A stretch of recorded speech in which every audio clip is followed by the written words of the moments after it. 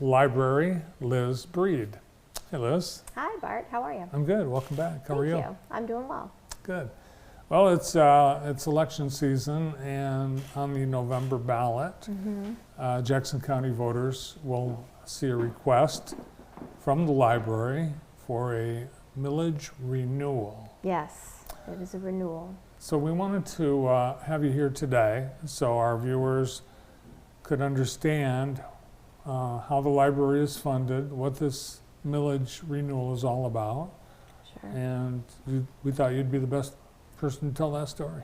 Well, thank you. Yeah, I would be delighted to talk about that. So we do have a millage renewal on the ballot. So it is not an increase. It is the exact same rate that residents are paying today. No new taxes. No new taxes. So that rate is 1.7411, and we're asking for that rate for 8 years. And it's really important to us at the library, and also the library board, that we are only asking for a renewal. We feel like that's sufficient for what we need to operate, and we didn't want to have to ask for additional funds. And we use all of those funds to operate 13 library locations, 1 administration building, and 1 bookmobile. And we have over 140 staff that work at the library. Wow. Yeah. So for a Jackson County homeowner, the median home value is around $130,000. So that is about $113 annually in taxes. $10 a month. Yeah, it's about 30 cents a day. So not too bad. And that covers everything that we do. So yeah. Your revenue, it's amazing. It's almost all millage. Yeah, it's 85 to 90%, and that is every year the millage consistently represents between 85 and 90%.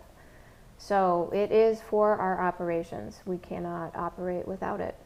And you can see on the screen, so there's a few other small chunks of revenue that make up our operating budget: penal fines, state aid, and then we also get grants, donations, those kinds of things. Yeah, so the Friends of the Library, yeah, they'll donate some money. they do. Yes, we're always very grateful for what they donate. And most of your money is spent on those 140 people that work for you. Yeah, so having 140 people on staff takes up a good chunk of that budget. Our capital projects in this last year, so this is from our 2023 audit, so they made up almost a quarter of our budget. And then our collections, the things that we circulate: books, movies, music, hotspots, all kinds of things. And then just general operations makes up about 5%. We've got a small technology budget to make sure we have computers and internet and all of that. And then a couple percent takes up programming. Now this capital projects, you've done quite a bit in the last 2 or 3 years. You've renovated a few libraries. You've practically built one from scratch. So is this a typical year, that percentage of capital projects, 21%? No, that's higher. Okay. It normally wouldn't be quite that high. And we went through a period of time where we weren't doing those kinds of projects. And like you mentioned, just really in the last, I'd say 4 years, we've been doing that. So it's been a larger part of our budget since 2020, 2021. So yeah, it's not typical. Well, let's talk about some of those projects, plus some of the other things. And I would imagine with 14, 15, 16 buildings, many of them very old, there's always something to do in all those buildings. Yeah, always. It's a never-ending job. So since 2016, when we upgraded, we've been working on upgrading our infrastructure. So for the last, 2016 was when we had our last millage. So just for the viewers out there.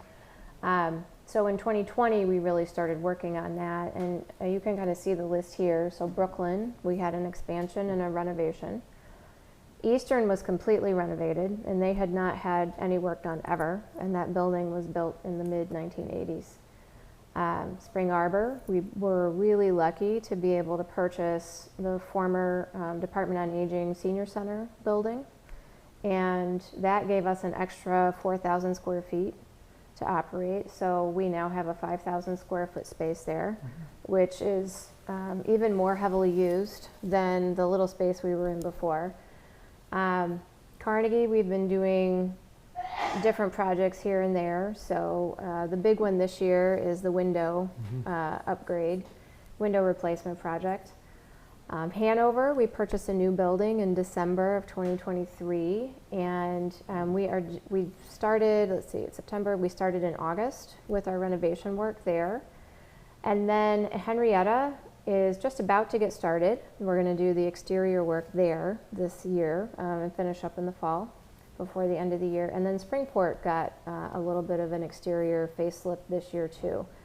And they will both have the interiors done next year. Nice. Yeah. So one of the things that I think has been surprising is with the internet, the early assumption was, well, why do we need a library? People have the internet, but the converse is actually what's true. Yeah, so I would say that we see people for all kinds of reasons, and one of the main reasons we see them is because they're looking for access to the internet. Lots of people, of course, come in to check out materials, but internet access is a really big thing. So we've been working, we did a couple of things last year to push out our internet signal, our Wi-Fi signal. So we did that at Horace Blackman Park. And we've also done that at the park that's adjacent to the Spring Arbor Library. But we're going to be doing some work in Grass Lake and Brooklyn and maybe a couple of other locations. As we've been visiting people, telling them about the millage, we've had a few requests for that.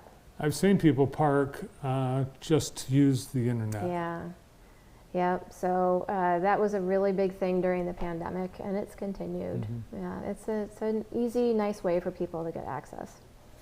Yeah. So this access has resulted in actually increased visitor counts at the library. Yes, we've seen almost all of our metrics go up since the last millage. We had over 31,000 folks attend a program just last year. So that's a really strong number for that. Since 2013, we've seen a 74% increase in the digital content use. So that's things like ebooks, e-audiobooks. We do have a little bit of streaming content that's available, so that has gone up quite a lot. The number of new card signups has gone up almost 100% since No kidding. Yeah, since 2021. So it's been about 3 years, and we've seen almost 100% increase in signups. So that's really exciting. That's probably my favorite statistic. And since 2022, we've seen almost a 50% increase in the use of our meeting rooms. And I think that's attached to Brooklyn and Spring Arbor getting a meeting room. They didn't have one before. We renovated the meeting room at East, so there's different opportunities for people now. So since this renewal essentially is your main funding, how you use the money, I mean, it's pretty much as, you know, continued the business that you're in, right? Yes, yeah, so that is pretty much true. Although I can tell you that we did do a community survey at the beginning of this year.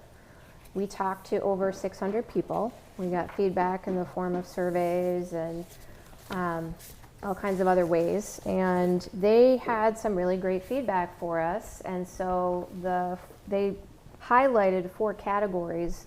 This really stood out a lot to us because a lot of people commented on these things.